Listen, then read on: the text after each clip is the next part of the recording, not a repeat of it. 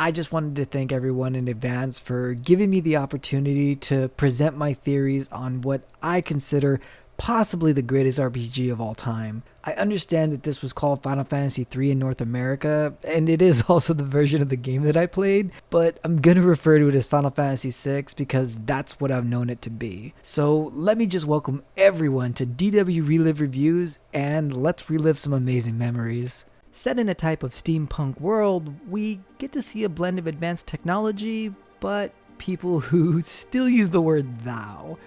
The story begins with 3 soldiers staring at a city far in the distance, and the opening scene to this day still gives me chills. The 3 unknown soldiers trudging through the snow, the lights of the city getting closer as they march on, looking for something of great importance inside of giant suits, wielding what's known as Magitech.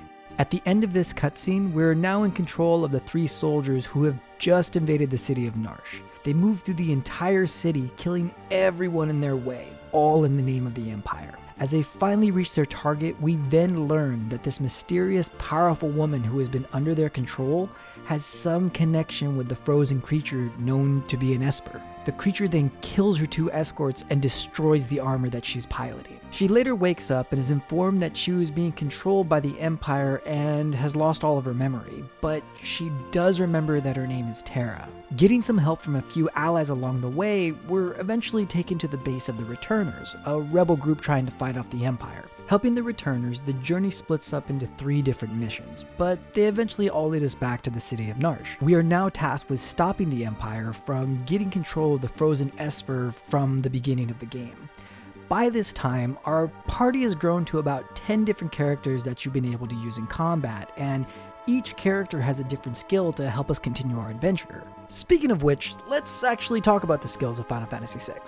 The skills had always stuck out to me, and this was because Final Fantasy VI had moved away from the job system previously used in Final Fantasy V and went back to the set class system of Final Fantasy IV, with each character getting their own special ability. And let me tell you right now, the skills were awesome. I'm talking about Cyan dropping swords from the sky, saving, giving enemies a good old Kamehameha! Damn it, hold on, gotta do this. The following was a joke from a fan-based parody. Dragon Ball, Dragon Ball Z, Dragon Ball GT, and Dragon Ball Super are all owned by Funimation, Toei Animation, Shueisha, and Akira Toriyama. Please support the official release. Sorry about that. Where were we? Ah, yes. Shadow throwing his ninja stars, and Setzer summoning a rabbit. And I finally found his origins. Run away! Run away! Good bunny. Murdering furballs aside, I have always loved the clear level of effort that Hironobu Sakaguchi and his team put in to try and help us learn about these abilities. It takes a certain creativity and skill to have us learn about any new ability without having it feel like a chore. This isn't something that's easy to do, mind you. I find myself getting quite frustrated with newer games that give you some of the dumbest instructions. Do you see a door? I do. That should be the way out. Really? You don't say. It's not far from your current position. Nah, that's like 3 feet. I don't think I will. Final Fantasy VI had some moves that were more complicated than others, but the simple ones never got explained.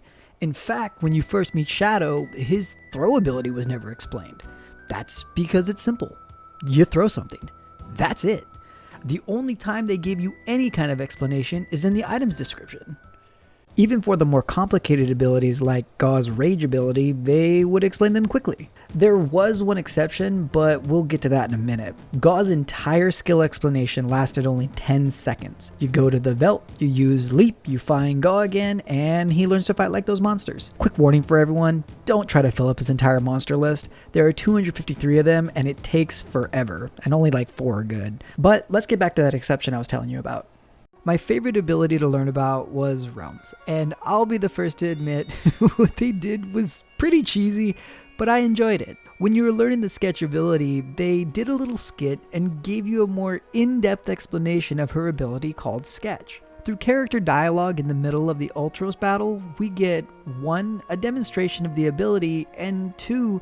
To remind you that this is a game. Even though you were fighting a boss, they're having you take a quick breather with some lighthearted comedy. You then defeat the boss using this new ability and have now learned how powerful Realm really is. She's not powerful at all. Sketch sucks.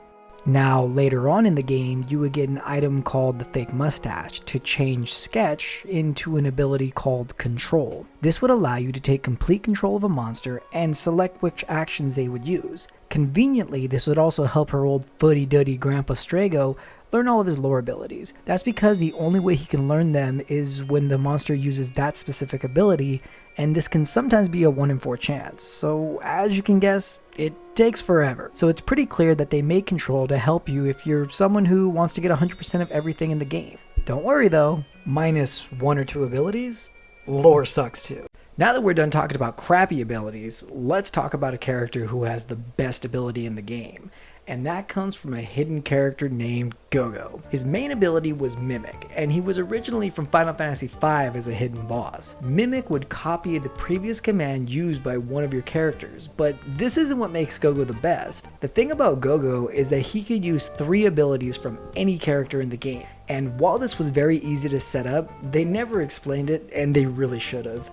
Fun fact, when I was first playing Final Fantasy VI as a kid, I didn't know how to set up multiple abilities like this, so I only ever used Gogo's Mimic ability. But setting up Gogo is really simple. All you need to do is go to the status screen, select Gogo, then select any ability you want to use. Certain abilities were limited by specific equipment types, so for example, the Sword Tech and Runic abilities would require him to use a sword, but after you equip one, then these skills will be available to you. Other abilities, such as Capture or Mug, would require either the Thief Glove or Fake Mustache relics to be equipped.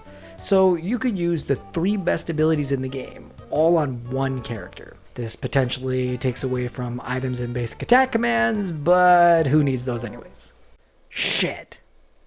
The biggest issue I had with the ability system of Final Fantasy VI is that there are skills clearly better than others. Sabin's Blitz ability is leagues better than Cyan's Sword Tech ability. Let's do a quick comparison. Here is Sabin doing his most powerful attack, Bum Rush. I do run the risk of messing up the move, but even if I do mess up, it only takes me 2 seconds. I can then try again once his ATB fills back up. Now let's try Cyan's most powerful move, Cleave. Seriously? Sorry guys, I gotta time this. Really, I gotta time this.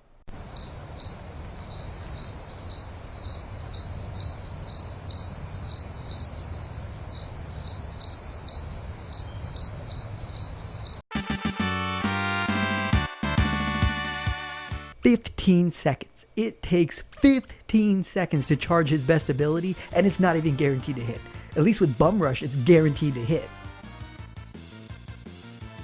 And he missed! 15 seconds, and he still missed. Holy shit. And this isn't even a boss. This is a regular enemy. And I'm not even kidding. That wasn't a camera trick. I just did it for a demo, and he really missed. He missed a moose. And don't even look away. Not even for a second. Because if you do, it resets. This also includes if you pass the ability you were going for. You can't go back and click it. So here's an example. Here I am trying to use his number 7 ability, Quadra Slice, but I accidentally missed it. Now I have to wait 14 seconds just for it to charge. I like Cyan's story, but man does he suck. So were the ability mechanics of Final Fantasy VI perfect? No, of course not. There are some characters I almost never use, but that's okay. Each character was memorable, even if they weren't the best to use, and I never had them on my main team. Except Umaro. Umaro still sucks. Stupid Yeti. But let's get back to the main adventure. To stop the Empire from gaining control of the Esper, we must defeat Kefka. He is a powerful recurring boss throughout the game and also happens to be the Emperor's mage who usually leads his Imperial army. After we defeat Kefka, we discover that Terra is half Esper and half human as she tries some type of communication with the frozen Esper and then she transforms, flying away with a blood-curdling scream. We later find Terra unable to move or speak in a town called Zozo. She's being guarded by an Esper named Ramu. Now, Ramu teaches us about the War of the Magi and how the Espers expelled humans from their home thousands of years ago. He then tells us that the Emperor has been holding Espers prisoners so he can extract their magic, this being the source of Magitech. He tells us the best way to help Terra is to free the Espers and ask one of them for help. Ramu then explains that the true way to gain an Esper's power is when they die and turn into a thing called magicite. He sacrifices himself, and we then make our way to the Emperor's Magitech research facility. Freeing all the Espers in the lab, we quickly escape, but the Emperor and Kefka have learned about Magicite and make plans on invading the Esper's sealed-off home. Using the Magicite from the research facility, we're able to wake Terra up and give her a brief reunion with her father. The party then decides to try and unseal the gate so the Espers can attack the Empire, thus neutralizing the threat from both Emperor Gestal and Kefka. We then journey to a small town whose inhabitants are known as mage warriors, and with their help, we eventually make it to the sealed-off gate, which leads to the home of the Espers. Through deception and trickery, the Empire waits for the seal to be broken and then enters the home of the Espers, gaining control of 3 statues that are the source of all magic. Using this power, a continent begins to float into the sky. The Emperor and Kefka are now in possession of an item that can literally change the face of the world. We journey to the floating continent, ready to face the Emperor and Kefka, but before we face them, we have to face their guardian, known as Atma Weapon. When I was a kid, I always had a hard time beating Atma Weapon. I had thought that the floating continent was the final dungeon, and once you beat Atma Weapon, the game would be over. I'll never forget the first time I beat him. I was playing Final Fantasy VI with my older brother. He was in control of 2 characters, and I was as well. We were at the very end of the floating continent. We rented the game from Blockbuster, and we only got to keep it for 3 days. It was our last night to kill Atma Weapon and finally beat the game. Well, we made it to the last boss, and the battle was insane. All of the characters were dead, and we only had Sabin left. He was wounded, and my brother and I both knew that this was our last turn we would get before Atma Weapon killed us. Aura Bolt was Sabin's strongest attack we had at the time. But through my nervousness, I accidentally attacked instead of using Blitz. My brother looked at me with eyes that could kill, knowing that I had just messed up our last chance to beat the game. And then it happened. Tiger Break. We didn't even know what this attack was. Hell, we didn't even know how I did it. Years later, we would find out that there were these hidden special moves called desperation attacks. And the way they worked was, if you were in a critical status, you had a 1 in 16th chance of doing a secret powerful move. But back to the story. And sure enough, it killed him. We finally killed the damn thing. My brother and I were ecstatic. We'd finally get to see the ending. We quickly healed up and walked straight to Kefka, thinking we might have to fight him, but maybe this was the end of the game. And that was when we got the biggest shock of our young lives. Kefka killed the Emperor and threw his body off the continent. He then moved the statues, destroying much of the world in the process.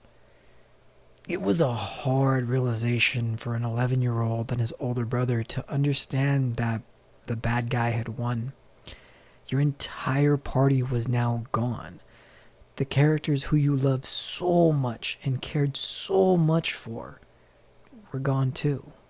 And that's when we realized we had to return the game right after. Seriously, we didn't even get to finish the floating continent because we had to return the game that night.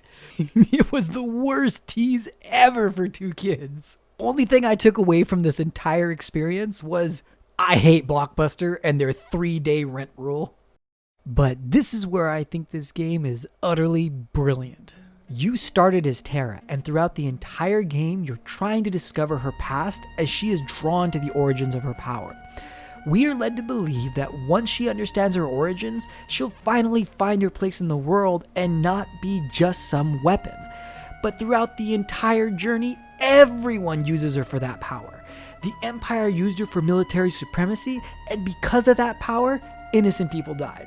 The Returners used her to take down the Empire, and again, because of her power, innocent people died. Even some of the main characters admit that her power is one of the reasons why they are helping her. She doesn't even know who she is, but all she knows is she is raw power and people want that for themselves. She then meets with the Espers, who don't want to use her for her power. They trust her, and she becomes a catalyst to try and broker a peace agreement between the Espers and the Empire.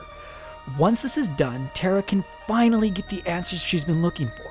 The Espers are the other half that she doesn't know, and they can give her answers so she can start to become whole. She says herself that she is cooperating with the enemy even after they used her and destroyed her memories, only because she knows that she needs to do it. She puts her pride aside because she finally has a purpose, only for that purpose to be ripped away by the betrayal of the Empire. And with that betrayal, she loses not only her new purpose, but also the one person who seems to truly connect with her, General Leo. But now the world has changed, and it forces us to change as well. We don't even know where Terra is. Is she alive? Are any of our friends and allies alive? We are now in control of Celeste on some deserted island with her newly adopted grandfather Sid. This changes the entire dynamic of the story. We are now someone who knows about her past, who knows who she is, and knows where her power comes from, but wants to forget it. She tries to move away from it, while Terra always ran to it. Her past even led the party to believe that she betrayed them. She wants to be free from its shackles, but can never truly escape. She is now the new main character, and she is the one who's responsible with bringing everyone back together with a new purpose. Stop Kefka, and set the world back the way it was. Final Fantasy VI is probably my favorite game I've ever played. There's so much about this game that I just can't talk about in this short amount of time.